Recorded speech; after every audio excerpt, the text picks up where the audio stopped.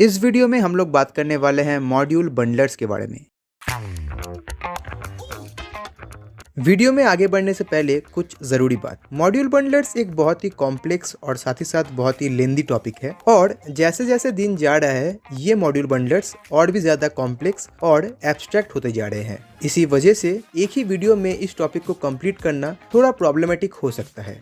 हालांकि मैंने जितना हो सके उतना इस टॉपिक को इस वीडियो में कवर करने का ट्राई किया है, बट फिर भी वीडियो देखते दौरान अगर आपको कोई भी कंसेप्ट या फिर कोई भी फीचर समझ नहीं आता है तो आप लोग प्लीज कमेंट कीजिएगा। मैं डेफिनेटली उस पर एक डिटेल वीडियो बनाऊंगा और उस पर डिस्कस करूंगा।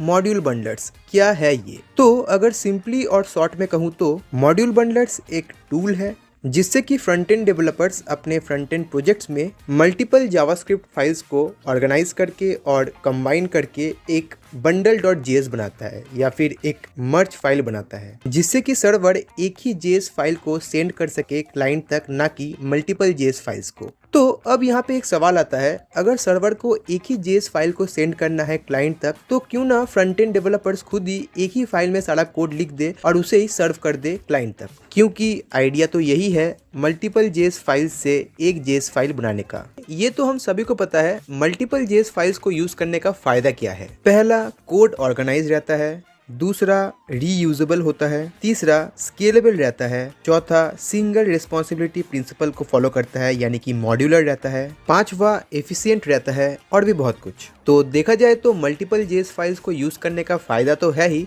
साथ ही साथ ये बहुत ही इंपॉर्टेंट भी है। बट क्या मॉड्यूल बंडलर्स को सिर्फ इसी वजह से यूज किया जाता है? नहीं। देखिए, प्रोजेक्ट्स बनाते समय हम लोग थर्ड पार्टी पैकेजेस का यूज करते हैं जिसे हम लोग npm पैकेजेस कहते हैं। तो अब हमें इन सारे npm पैकेजेस को भी मैनेज करना पड़ेगा। एक्चुअली देखिए होता क्या है, जब मॉड्यूल बंडलर्स नहीं आया था, मतलब जब रिलीज नहीं हुआ था, उस समय फ्रंट एंड प्रोजेक्ट्स को बनाने का तरीका आज के समय से काफी अलग था। हालांकि वो तरीका आज भी चलता है, इसी वजह से उसे पुराना कहने का कोई मतलब नहीं। वो तरीका है कुछ HTML फाइल्स, कुछ CSS फाइल्स और कुछ जावास्क्रिप्ट फाइल्स और कुछ एसेट्स फाइल्स जैसे कि इमेजेस, वीडियोस, SVGs वगैरह वगैरह, जहां ये सारे फाइल्स एक दूसरे के साथ डिपेंड में रहते थे कुछ इस तरीके से। जैसे कि आप लोग सब देख भी सकते होंगे, यहाँ बहुत सारे JS फाइल्स है और हर एक JS फाइल एक दूसरे के साथ डिपेंड में है। फॉर एग्जाम्पल logger.js फाइल को ही देख लेते हैं। logger.js फाइल में एक logger फंक्शन है जो कि एक स्ट्रिंग ले रहा है और उसे कंसोल कर रहा है।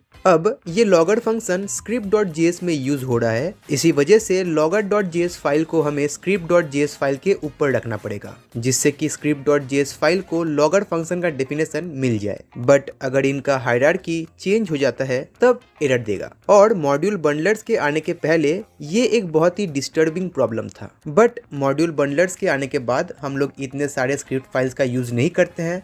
हम लोग जस्ट एक स्क्रिप्ट फाइल को यूज करते हैं और बाकी हर एक फाइल उस फाइल के अंदर इंपोर्ट होता है। तो ये तो एक प्रॉब्लम था। फिर भी चलिए कुछ समय के लिए मान लेते हैं कि ये इतना बड़ा प्रॉब्लम नहीं है। इस प्रॉब्लम को सॉल्व किया जा सकता है थोड़ा फोकस, थोड़ा कंसंट्रेशन करने के बाद हम लोग मल्टीपल JS फाइल को किसी भी प्रोजेक्ट में यूज कर सकते हैं। बट अब सवाल आता है कोड ऑप्टिमाइजेशन, ब्राउजर कंपैटिबिलिटी, उसका क्या? जैसे कि हम सबको पता है हर एक ब्राउजर जावास्क्रिप्ट का लेटेस्ट फीचर्स को यूज नहीं कर पाता है। किसी किसी ब्राउजर में अपडेट बहुत जल्दी आ जाते हैं और कोई कोई ब्राउजर लेट अपडेटेड होता है। वो बात अलग है कि आज के समय में हर एक ब्राउजर अपडेटेड है जावास्क्रिप्ट के लेटेस्ट वर्जन्स को यूज करने के लिए। बट मैं बात कर रहा हूँ उस समय का जिस समय ब्राउजर्स इतने अपडेटेड नहीं होते थे। उस समय डेवलपर्स लेटेस्ट JS के फीचर्स को पुराने ब्राउजर में एग्जीक्यूट कराने के लिए पॉलीफिलिंग का यूज करते थे। अब जिन्हें नहीं पता पॉलीफिलिंग क्या है, तो सिंपली कहूँ तो ये जस्ट इफ एल्स है। मतलब अगर ये जावास्क्रिप्ट का मेथड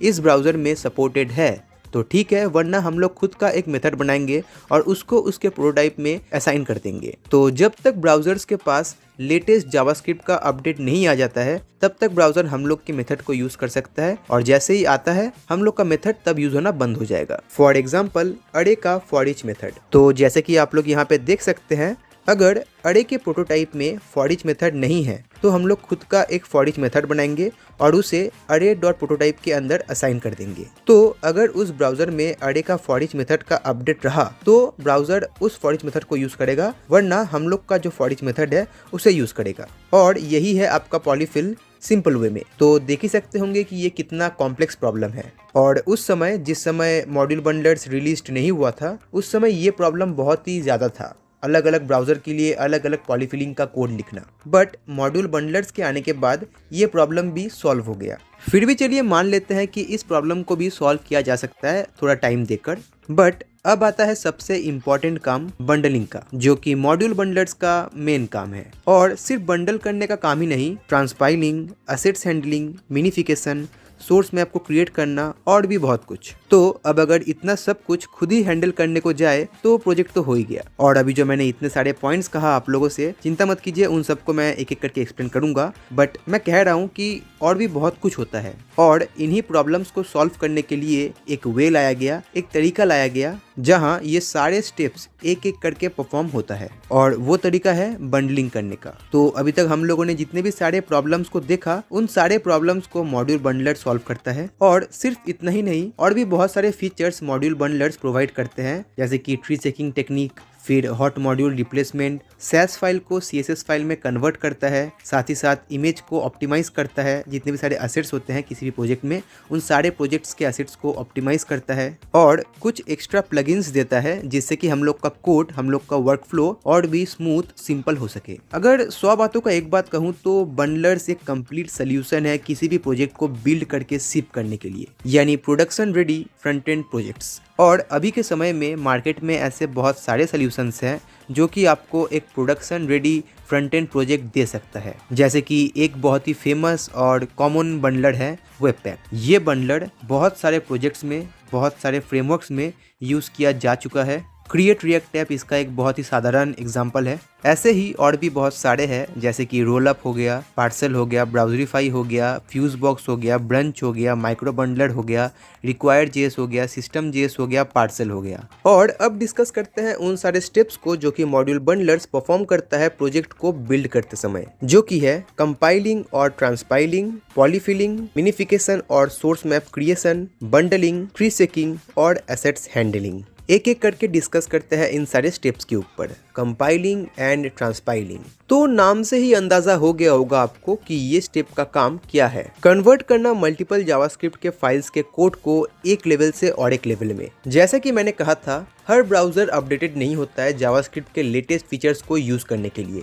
इसी वजह से ये स्टेप लेटेस्ट जेएस के सिंटैक्स को कन्वर्ट करता है ओल्ड जेएस के सिंटैक्स में, जिससे कि ओल्ड ब्राउजर्स ही नहीं बल्कि न्यू ब्राउजर्स भी इजीली एग्जीक्यूट कर सके जावास्क्रिप्ट के कोड को। फॉर एग्जांपल, इस कोड स्निपेट को देखिए। ये स्निपेट मॉडर्न जावास्क्रिप्ट के हर एक फीचर को, यहाँ तक कि हर एक सिंटैक्स को फॉलो कर रहा है। बट इस कोड को कंपाइल और ट्रांसपाइल करने के बाद ये कोड कुछ इस तरीके से दिखेगा। जैसा कि आप लोग सब देख सकते हैं, यहाँ पे कॉन्स्ट के जगह वार को यूज किया गया है और यूज स्ट्रिक्ट मोड को ऑन किया गया है। पर इस कोड में एक छोटा सा प्रॉब्लम है। जैसा कि आप लोग सब देख सकते हैं, यहाँ पे मैप मेथड को यूज किया गया है और ES5 में मैप मेथड इंट्रोड्यूस नहीं हुआ था। तो ओल्डर ब्राउजर में किस तरीके से ये कोड चलेगा। और यहीं पे आता है बंडलिंग का दूसरा स्टेप, यानी कि पॉलीफिलिंग। तो वीडियो के स्टार्टिंग में ही मैंने आप लोगों को पॉलीफिलिंग का कंसेप्ट समझाया था कि पॉलीफिलिंग क्या है और डेवलपर्स किस तरीके से अपने कोड को पॉलीफिल करते हैं, यानी कि पॉलीफिल लिखते हैं। अब इस समय पॉलीफिलिंग का काम करेगा बंडलर, ना कि कोई डेवलपर।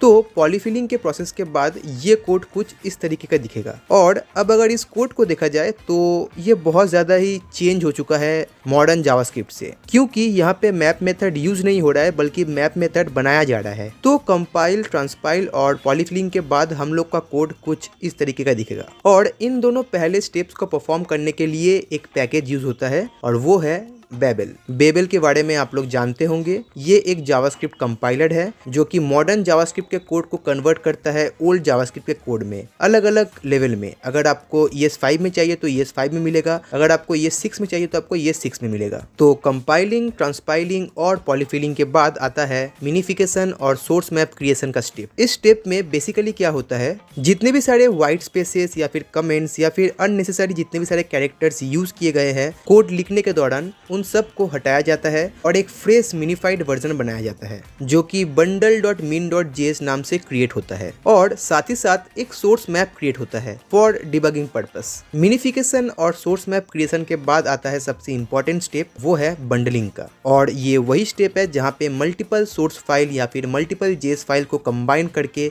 एक bundle.js फाइल बनाया जाता है, मतलब एक फाइल बनाया जाता है। अब ये जो bundle.js फाइल है इसका साइज बहुत बड़ा है और होना भी चाहिए क्योंकि इसमें हर एक फाइल का कोड असेंबल्ड है, साथ ही साथ ओल्डर ब्राउजर्स के लिए भी कोड लिखा गया है, तो एकदम कंप्लीट पैकेज है। पर यह भी बात है कि इस फाइल में हर एक कोड रन नहीं हो रहा है, मतलब कुछ कोड ऐसा है जो कि यूज नहीं हो रहा है या फिर डेड हो चुके हैं। तो इन्हीं अनयूज्ड कोड या फिर डेड कोड को रिमूव करने के लिए एक स्ट्रेटेजी यूज होता है और वो है ट्री शेकिंग टेक्निक। ये एक ऐसा टेक्निक है जो कि बंडलिंग के प्रोसेस के बाद होता है। इस प्रोसेस में जितने भी सारे डेड कोड है या फिर जितने भी सारे अनयूज्ड कोड है उन सबको रिमूव करते हैं जिससे कि फाइल का साइज रिड्यूस हो जाए और एफिशिएंट भी रहे। और ये टेक्निक बहुत ही इंपॉर्टेंट है क्योंकि बंडल करने के बाद फाइल का साइज बहुत ज़्यादा ही बढ़ जाता है, तो उसको रिड्यूस करने के लिए ट्री शेकिंग टेक्निक को यूज किया जाता है और इसी प्रोसेस के साथ हम लोग का बंडलिंग का प्रोसेस कंप्लीट होता है। अब जैसे कि मैंने आप लोगों से कहा था, मॉड्यूल बंडलर सिर्फ प्रोजेक्ट को बंडल करने के लिए ही यूज नहीं होते हैं, साथ ही में वो कुछ फीचर्स प्रोवाइड करते हैं और एक दो फीचर्स नहीं बल्कि बहुत सारे फीचर्स प्रोवाइड करते हैं और ये फीचर्स हर बंडलर में एक नहीं होते हैं। बट एक फीचर जो कि बहुत कॉमन है और मुझे भी उसके ऊपर बात करना है और वो है हॉट मॉड्यूल रिप्लेसमेंट, HMR। ये एक डेवलपमेंट फीचर है। आप लोगों ने देखा होगा VS कोड में लाइव सर्वर, ये बिल्कुल सेम है। डेवलपमेंट करते समय लाइव अपडेट्स को देखना, तो बेसिकली ये इंटरनली चेक करता है अगर किसी फाइल के कोड में चेंज होता है या फिर कुछ अपडेट होता है तो वो साथ ही में पूरे कोड को अपडेट कर देगा और एक लाइव अपडेट स्क्रीन में दिखा देगा और फिर से बंडलिंग प्रोसेस स्टार्ट होगा और एक bundle.min.js क्रिएट होगा। यानी जितनी बार HMR मॉड्यूल्स को अपडेट करेगा उतनी ही बार बंडलर फिर से प्रोसेस होगा और फिर से बंडलिंग का प्रोसेस स्टार्ट होगा और एक bundle.min.js क्रिएट होगा और ये तब तक होते रहेगा जब तक हम लोग का डेवलपमेंट कंप्लीट ना हो जाए और at the end project build होगा और प्रोडक्शन में जाएगा। और ये था आपका मॉड्यूल बंडलर्स एकदम डिटेल में। देखिए, मैंने आप लोग को यहाँ पे कुछ कोड करके तो नहीं दिखाया है, तो मे भी आप लोग को प्रॉब्लम हो सकता है समझने में, बट मैंने ट्राई किया है मॉड्यूल बंडलर्स के बारे में आप लोग को सब कुछ बताने का। मैंने एक डिफरेंट वे सोचा इस कंसेप्ट को समझाने के लिए, बट फिर भी मैं ट्राई कर रहा हूँ किसी एक मॉड्यूल बंडलर का डिटेल कोडिंग ट्यूटोरियल क्रिएट करने का, जो कि मेरे ख्याल से वेब पैक हो सकता है। तो वो तो बात की बात है। इस वीडियो में अगर आप लोग को कोई भी फीचर या फिर कोई भी कंसेप्ट समझ नहीं आया या फिर ऐसा लग रहा है कि ये फीचर और भी थोड़ा डिटेल में समझाया जा सकता था, तो आप लोग प्लीज कमेंट कीजिएगा। तो आज के लिए बस इतना ही, फिर मिलते हैं नेक्स्ट वीडियो में, तब तक के लिए बाय।